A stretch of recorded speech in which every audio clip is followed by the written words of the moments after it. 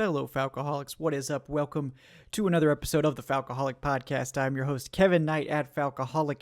Kevin here to bring you, that's right, another 2023 mock draft for the Atlanta Falcons, the January edition of this mock draft. There will be another one in January, so it's not going to be the only January one, but it's the first one in January. We're calling it the January edition. That's the most creative name I could come up with on short notice. So that's where we're at. This will be another 4-round mock draft. It will, however, be the last 4-round mock draft. After this one, we'll be going to all 7 rounds. By then, I think I should have enough of an idea of these later round guys to at least be able to give you some names that I think could be interesting for the Falcons, and hoping to get access to a more advanced mock draft simulator here very soon. Maybe even by the time you hear this, I'll have access to it. So looking forward to playing around with that and doing some other cool stuff with that. But right now we got a mock to get to for the Falcons, who are officially picking at 8. This is going to be the first mock draft with their, I guess, mostly official draft picks, more or less. So at this point, things could change slightly depending on how comp picks are awarded and things like that. But for the most part, these are going to be Atlanta's draft picks, give or take, a few spots. And I think it's gonna be a little bit different than the last one. Not trying to do the same thing every time, but I think you'll like the first pick at least. Maybe you'll hate the rest of it, but we'll see. We'll see. That's how these things go. So let's get right to it, starting with the first round pick. It's going to be a name that's been linked to the Falcons quite a bit in the last couple of weeks. Seems to be kind of like quietly falling a little bit down draft boards. Not really for any talent related reason, but Myles Murphy, the edge rusher from Clemson, did remain on the board for the Falcons in this mock draft. I do think that there is a decent chance that this happens. It really just depends on how many quarterbacks go. Do any corners or offensive tackles go before Atlanta? Does someone like Brian Brzee go before this pick? And if any of those things happen, Myles Murphy could certainly still be on the board. Tyree Wilson has ended up going ahead of Murphy in a lot of mocks these days. I mean, I don't think Tyree Wilson's a better player than Myles Murphy, but some teams may value that sort of elite length and upside a little bit more than Myles Murphy, who's just a really good player. Whatever. But yeah, Murphy is a guy that I really like. I think he's pretty much a ready-to-go starting edge rusher in the NFL. Great run defender, excellent athleticism, quite strong at the point of attack, really explosive, has good agility, and is a bigger edge as well, right? I know some have compared him a little bit to like a Trayvon Walker. He's not quite as big, but definitely a bigger edge defender, 6'5", 275. I don't think Murphy's like going to test at that sort of one-of-one level that Trayvon Walker did, but I think he's certainly going to be a very high-end athlete. And Murphy is just a really good player. I think he's pretty ready to go. I mean, I think he needs to continue to work on a couple of things here and there, but for the most part, I mean, I think he's a fairly advanced pass rusher. I liked his array of moves. He's moved all around the defensive front. He's a guy that can rush from the interior a bit. He can stand up. He can put his hand in the dirt. So I think he would fit with a variety of schemes. He could work with a lot of the guys the Falcons could consider hiring, whether they go to more 4-3 looks or more 3-4 looks. Doesn't really matter. I think they have a lot of options with how to play him. And I think he's a 3-down defender, and just somebody that would plug in and immediately be a starter for the Falcons. And I think he could continue to grow too. So I think if Myles Murphy is there at 8, he's an easy best player available pick for this team. It would be a perfect fit in terms of need as well. So that is where I would lean, and he would probably be my top choice if he's still available at 8 at this point. And I think there's a decent chance that it could happen this way, especially if there's a lot of trade ups for quarterbacks. And I do expect 3 quarterbacks to go ahead of where Atlanta's picking. I think 2 at minimum, but I think a third will probably sneak in there. So if that happens, it means some skill position guys, well, not necessarily skill position, but non-quarterbacks are going to fall a little bit as a result. So next pick we're going to get to round 2, pick 44 officially at this point is going to be maybe contentious, right? It's going to be wide receiver Rashee Rice from SMU. I know we had a fan in the patron Discord say like, oh, could you look at Rashee Rice? And I have looked at Rashee Rice. I do really like Rashee Rice, and I think he's an excellent receiver. I think this is a guy that's probably going to be mocked in the late first round quite a bit. And he really fits exactly what the Falcons need, which I think is a potential wide receiver one eventually. He's 6'2", 205, looks like an elite athlete. The question with Rice is that he just hasn't run a very detailed route tree. I don't think he's a bad route runner. I actually think he's pretty good at the routes that SMU has asked him to run. So I'm confident that, with time that he can learn the whole route tree and probably execute it at a high level. Just right now, he's sort of limited in the routes that he runs, but his skill set is very dynamic. The Falcons need that. They need a more dynamic guy, a guy that can, catch a screen and take it and get some yards after catch. They need a guy with some deep speed, and I think Rice has that for sure. I do think he's an excellent complement to what the Falcons already have in Drake London, who's more of a physical, possession receiver, offers you more of that ability. And then, of course, Kyle Pitts, who's just sort of, an amazing deep threat, really dynamic tight end. I think Rice is just a great complement. He's got the size. He's a really physical, effective run blocker. So that's going to, of course, make Arthur Smith happy. I do think Rice is really a perfect fit for the Falcons. And at pick 44, a lot of people are going to be like, well, you need to take defensive line, just smash defensive line as much as possible. They really shouldn't just go into it like that. NFL teams don't generally do that. And then the reason, especially for a team like the Falcons, who's picking near the top of the second round, this part of the draft in particular, you're looking for first rounders that have fallen for whatever reason. A lot of times it's safeties. Sometimes it's certain wide receivers. Sometimes it is defensive linemen, but you're looking at this spot for the guys that have sort of fallen out of the first round for whatever reason. And this is where you pounce on those guys to get great value. And I think the Falcons, BPA strategy probably is going to lead to them really casting a wide net with the second round pick, really looking to see who the best player on the board is at that point. I do think like a center is very likely here, whether it's John Michael Schmitz or Cedric Van Pran, if he officially does declare. I think that's a likely pick. Both those guys happen to be gone already by the time the Falcons run the clock here in this mock, but I do think one of those two will probably be there in most mock simulators at this point in the draft. So center is going to be a common one, potentially a cornerback that falls out of the first. But in this one, I think like Rashee Rice is really going to be a first round graded player. So getting him at pick 44 would be excellent value. And I think really fills one of the biggest remaining needs on the offense, which is that wide receiver too, and gives the Falcons that dynamic third option in the passing game to complement what they already have. And I think it sets Desmond Ridder or whoever the quarterback in 2023 is up really well with a full complement of weapons who can attack all three areas of the field, all three levels, and do a great job. So that's where we're going with the second round pick.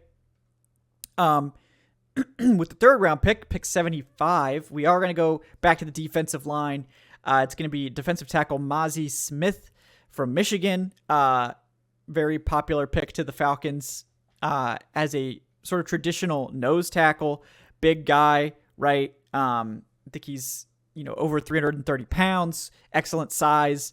Just when you watch his tape, just overwhelming power is what stands out to me. Really strong, tremendous anchor, and just dominates against the run, two gaps with ease. The one question I sort of have is the length. Like, I don't know how long he really is. He's good at hand fighting, but I don't know if he has the length to really lock guys out and take advantage there, but he does play with really good leverage, and he's so strong that it doesn't hurt him as a run defender all that much. He doesn't shed blockers extremely well. That's the one thing. Like, he's not really going to be a shed and get into the backfield guy all the time, but he just bull rushes people to smithereens sometimes, and that's really where his pass rush is right now. But I do think his athleticism is better than expected. I think that he's a pretty good athlete. I think he's got some burst, and he's got some lateral mobility, some movement skills on the line of scrimmage to chase guys up and down. So His testing could be big. If he tests really well, I think he'll go even higher than this as a potential 3-down nose tackle. But for the Falcons, like, they're going to add some defensive tackles in free agency, that's for sure. One spot I think they could probably wait till the draft is at nose. I think there's a lot of really good nose tackles in this class. I think there's going to be a lot of guys available in this like 3rd to 4th round range. In my last mock, I took Keanu Benton. So there's going to be guys, Siaki Ika from Baylor is another name to monitor. The Falcons need that presence. They need to solidify that interior to really get their run defense to the level it needs to be. And I think, taking a guy like Mazi Smith makes a lot of sense. It's a low cost way to fill that need, and they could spend the money on more premium, pass rushing DTs instead. So that would be my preference. We'll see what the Falcons end up doing, but really do like the fit of Mazi Smith coming in here. All right, 2 more picks to get to on today's mock draft. 2 4th rounders. So the first 4th rounder, another trench player, big surprise, pick 107. It's going to be center Luke Whippler from Ohio State, Aaron Freeman's favorite center. I think maybe has him as center 1. I know he was throwing some slander on John Michael Schmitz, but a guy that certainly makes a lot of sense for Atlanta in terms of how he plays. At first glance, actually looks quite a bit like Drew Dahlman, right? Very similar size, like 6'3", 300, something like that. Both are great athletes. I do think Whippler is a better center than Drew Dahlman coming out. I think that Whippler has the same run blocking chops, the same expertise at really sealing blocks off and taking advantage of angles, and got that really good athleticism of the position, just a perfect zone scheme center. Where I think Whippler is better is in pass protection. He's really, really polished in terms of his technique. He plays pretty much every down well, picks up and handles blitzes and protection calls well. And I think he's got a better anchor. I think he's just a better pass protector. So considering how weak the center class is in free agency, I do think getting another center in here to compete with Dahlman, since the Falcons seem to be moving Matt Hennessy more to guard, I think that is a good idea. Generally, I'd prefer to take more of like a slam dunk center earlier. That's like a clear upgrade on Dahlman. But I think Whippler probably is going to be a better center overall. And worst case scenario, you just have a really affordable, good center backup behind Dahlman. Because, Hennessy's only under contract for 1 more season. So I think you just have to keep taking shots at fixing center, at finding a long-term guy there. And routinely, you do find good centers on day 3. It's common. And, the Falcons got something in Drew Dahlman. Maybe he continues to improve. Maybe he doesn't. I think getting more insurance in here in the form of like a Luke Whippler is a good idea. So that's sort of where I'm leaning. And then the final pick of this mock, round 4, pick 110. So just a couple picks later here, Falcons will have 2 picks sort of back-to-back because of how the Titans finished. This one might be controversial. It's a 4th-round pick. I hope you don't get too upset, but I'm taking running back Devon Achane or Akane. I don't know exactly how to say it. Devon Achane. It's a cool name. I need to learn how to say it exactly. From Texas A&M. And like, to be clear, I don't think running back's really like a primary need for this team at all. I do think with Tyler Alger and Cordarrelle Patterson and Avery Williams as sort of the complementary guy, you're probably fine with that. If Caleb Huntley hadn't gotten hurt, I would think there's not really much investment needed at all, but we don't know exactly when Caleb Huntley will return. He could miss a decent chunk of the season recovering from that Achilles injury. So at that point, the Falcons do still need to bolster the running back room. I'm sure they could dip into free agency to do it. There's a lot of guys coming available, but nobody likes to spend on running backs. And I think it's not so much that they need another running back, it's that they need more dynamic playmakers. And Achane is Akane. I'm going to go with Akane. We're going to do that. Devon Akane. Achane. I don't know. I don't know. I'm going to have to pick something, I guess. We're going to stick with Akane, but somebody can correct me in the comments if you know exactly how to say it. But yeah, I mean, Akane is a really fantastic athlete. I mean, former track star. I think he's likely to be one of the fastest players at the combine. There's rumors that he runs in the high 4.2s. I would think even low 4.3s would probably be expected for him. So extreme long speed, like elite long speed, tremendous agility. He's very elusive in the open field, but he's not like a one-trick speed runner that just hits open holes and takes it to the house. A Kane, I think, is actually a really effective, experienced running back. He's got good vision. He's patient, which is kind of, sometimes that's not common when you got these guys with such elite athleticism. He follows his blocks. He hits the correct holes. He makes good reads. I think he's just a very good running back also. And he was behind what might be the worst offensive line in college football at Texas A&M. Still had over 1,000 yards. So you might be wondering, it's like, oh, well, all these things, why is he not like talked about as one of the top running backs in the class if he's that good of an athlete? It's because he's 5'9", 185. He's a small running back. He's not going to be a bell cow guy. He's not going to be a guy that can take 15 plus carries in the NFL. Wasn't used extensively as a receiver either. I think his hands are pretty good. I think he absolutely can be a weapon in the passing game, but we haven't seen a ton of it on tape. And then as a pass blocker, he's just not very effective. He's too small, not overly strong. So he is a complementary back in a backfield, and that's going to cap where his ceiling is in the draft. But I think he's a perfect fit for Atlanta because Atlanta has good pass protectors in Tyler Algier and Patterson. They've already got the bruiser and the guys that can grind out all these carries in Algier and Patterson. What they're really missing, certainly Patterson brings some of that dynamic play to running back position, but they don't really have that home run threat right now. And a Kane is that home run threat where if he gets that big hole that we've seen Tyler Algier get sometimes, he could take that to the house. He's a totally different style of runner from those other two guys, and I think really would present a lot of issues for opposing defenses trying to prepare for sort of the bruising attack of Algier and Patterson, and then they have to play against Devon Achane as well. I'm going to keep using this up. I'm sorry. So I like that pick. I do think he can develop into a more dynamic overall playmaker, somebody that you're running on reverses, on screens, on short passes and crossers and things like that. I do think that's something I would want to develop in him and get him more involved as like a short pass game player as well. And I think he can be good at it. I haven't seen anything that makes me think that he can't. So that's where my mind's going with it, adding just another dynamic weapon to the offense. At a low cost here in the 4th round. Definitely was by far the best player available per my early rankings at this point. And I think he's just going to be a tremendous NFL player. This is not another Dree Archer who's just sort of a speed guy, can't play running back. Kane is a good running back. He's got the vision, the elusiveness, pretty good balance. Not a guy that's going to survive, a bunch of tackle attempts, but he's really good at avoiding said tackle attempts. I think he could be an impact player in Atlanta for sure. Somebody that I think will well outperform that draft stock and be a significant piece of the puzzle in the backfield. So those are the picks for the Falcons. I certainly like them. I think it's a pretty good scenario if it were to fall this way, but we got a long way to go until the actual draft happens. The Senior Bowl's coming up in just a little over a week, so I'm going to be covering that extensively, of course.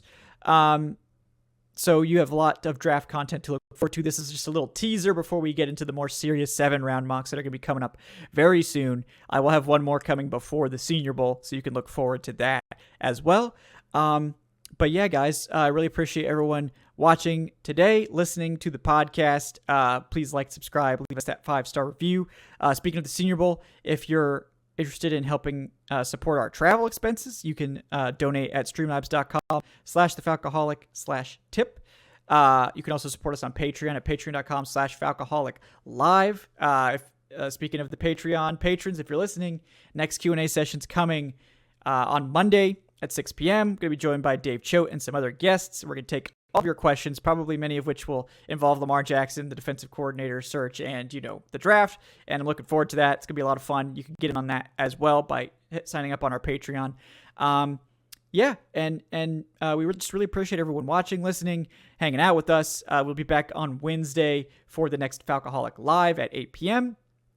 And then we'll have a whole week of live shows coming to you during the Senior Bowl. Like I said, I'll be on site down there with some other fun folks, and we'll be having a whole host of coverage for you guys. So again, thank you guys so much for listening. Let me know what you think of the mock in the comments. Send me your own mocks. Also, check out thefalcoholic.com, of course, for all the terrific written content. But until next time, guys, thanks so much for watching. We'll see you on the Falcoholic podcast in the future and on the Falcoholic Live. Have a great day, folks.